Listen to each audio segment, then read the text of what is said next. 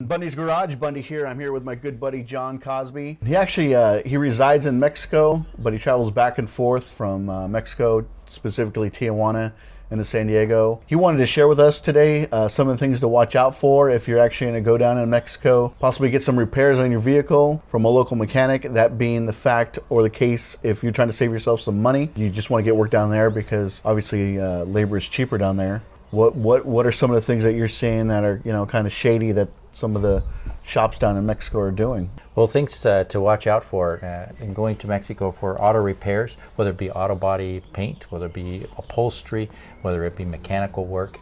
It's very attractive to when facing an engine overhaul or replacement or a transmission replacement in facing that large ticket price in the United States and thinking, well, if I can do it so much cheaper in Mexico, let's go to Mexico. Well, does this happen a lot? Do you see this happen quite a bit? It is significantly, because it's Do you see it from Americans going into Mexico, or I mean, do you hear about it?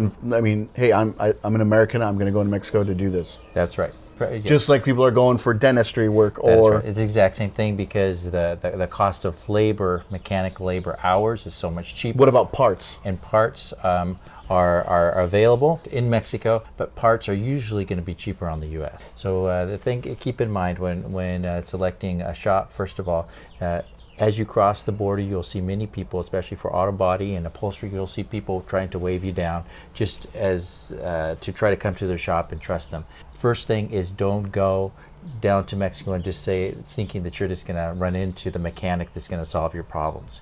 You have to contact somebody locally and get a referral. Okay, facing that fact, you know, guys are standing out there on the side of the road with signs, I'm assuming. Yes. What is the shop that you recommend down there? Yes. Well, if you're in the San Diego region, there are many good shops, depending on what you need to get done.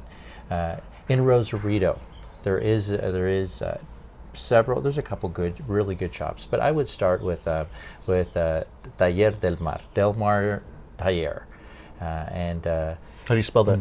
It's Del Mar, and it's Taller. Taller del Mar, and it's the owner of the shop is Humberto. And Humberto is bilingual, and he'll be able to receive you. He services most of the expats' vehicles, and he also offers. What's expat? Oh, expat would be Americans that are living in Baja, and need their car repaired. They most of them, are a good percentage of them, select Humberto's shop. Expatriate. And he also is very generous to charity, and is well known for being honest. And also he will honor his warranties on his work. And he's in Rosarito. He's in Rosarito. So it's worth just heading down the coast and going to Rosarito. How far is that from the border? That is 15 minutes from the border, south of the border. So any tolls? And there's one toll. You'll end up paying $2 for a toll going south. What else? So what happens if somebody's been conned into going one of those shady shops?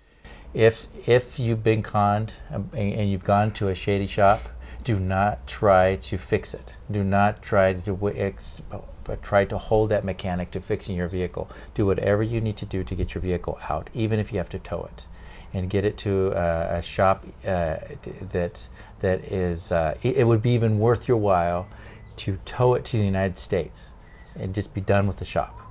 It's not worth your while there's no incentive for that mechanic, that it was dishonest with you outright and did not do a good job.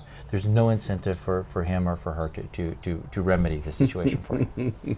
So. Well, in the States, we have the BAR, Bureau of Automotive Repair. Do they have anything like that in Mexico? They do, but it'd be very difficult to prove, and for you to go through the process of reporting that shop. This is something you don't want to do. So just pull your car out. So what are some horror stories you've heard? The most costly is somebody going in for an engine repair, and the shop removing the top part of the engine, and using spray paint, gray spray paint, and painting everything around the hoses. So tape off the hoses and clean it all off, put it back together, and have the person come back to it and say, You just need to drive it because the engine just needs to settle in. So just drive it for a few weeks and bring it back, and then we'll adjust valves and make it work for you. And the person comes back in a couple of weeks and says like there's adjustment, whatever you got to do. I don't know, mechanics, what do you have to do? And and they just says, you haven't waited long enough. Just come back in a couple of weeks. Make sure you don't drive it too fast. Let it settle in and over time. And they just keep them going this way. Wait, all the while they're sucking more money from them, or what? Yes, they've already paid. They can't retrieve their car without paying, so they charge a full amount of what. So they didn't. Okay. So they didn't do anything in the front on the very first visit. That is correct. They just spray painted it, made it look better, put some brake clean on. Yeah. Said, hey, your car's fixed. Go drive it. That's right. So. That's some shady stuff, man. So, have you? Is this personal? Is this somebody that you know? Yes, it's unfortunately somebody they felt that they could that they would trust them and they could have a good relationship with this mechanic and they were conned. So. Oh man. Just because they have an honest looking face or a good smile, and tell you a good story about what's happening with your car and how much they've been able to help people, and also throw a price out there that just seems like, wow, compared to what I would have to pay in the States for this job, that is cheap. So like the old saying goes, if it sounds too good to be true, it probably is. Yeah. And that's the other thing, is that most shops in Mexico have a little bit of markup on parts, but that's not their primary moneymaker.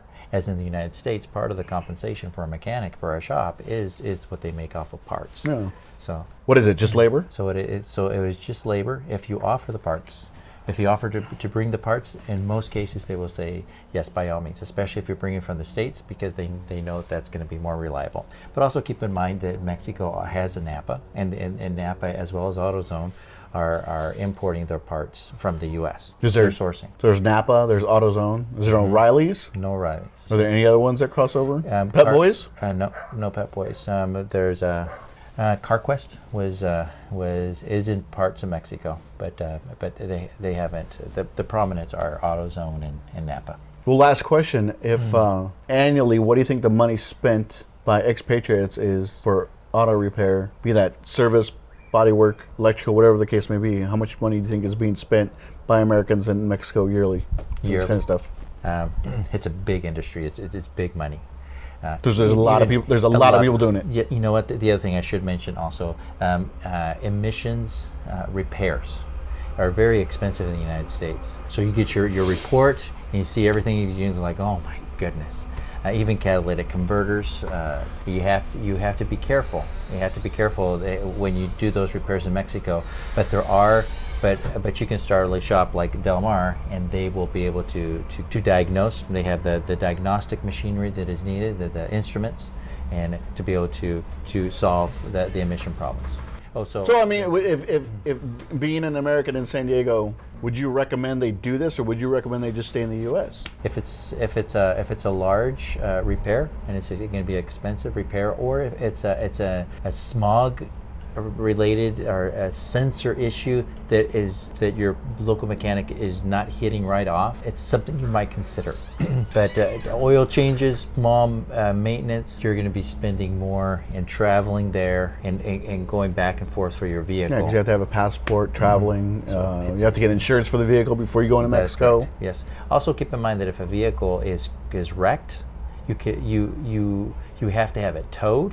And you also will pay a fee to Mexican customs in order to take the vehicle in. You can't just take a vehicle that is not running or that is crashed. And so what you will see is people who have picked up a vehicle at auction and that is wrecked, and they'll have the aftermarket fenders or hood or body parts on there so that it looks somewhat complete, and try to fool customs to get it through. And but they're watching very carefully for vehicles that are going through without tags, vehicles that are going through that are wrecked. So just don't do it.